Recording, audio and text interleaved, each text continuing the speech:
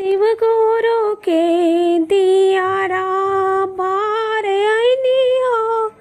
शिव गुरु के दियारा बार आईनी हो। भवानी माई के दियारा बार आईनी हो। अपना भवानी माई के यारा बार आईनी हो। शिव गुरु के आरती उतार आईनी हो। शिव गुरु के आरती उतार आईनी हो। शिव गुरु के दियारा बार आईनी हो। सोने सुराही गंगा जल पानी। सोने सुराही गंगा जल पानी। गुरु के चरण पखार आईनी हो।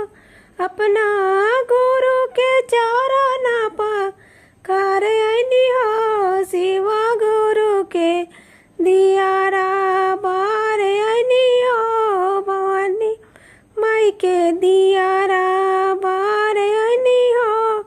शिव गुरु के आरती उतार आईनी हो। सोने की थाली में भंगिया धतुरवा। सोने की थाली में भंगिया धतुरवा। गुरु जी के भोगवा लगाईनी हो। अपना शिव गुरु के भोगवा लगाईनी हो। शिव गुरु के दियारा बार आईनी हो। शिव गुरु के दियारा बार आईनी हो। कंचन थाली कपूर के बाती।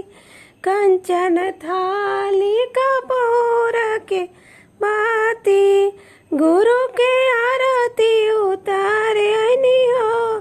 अपना भवानी मैया के आरती उतार आईनी हो। शिव गुरु के दियारा बार आईनी हो। शिव के दियारा बार आईनी हो।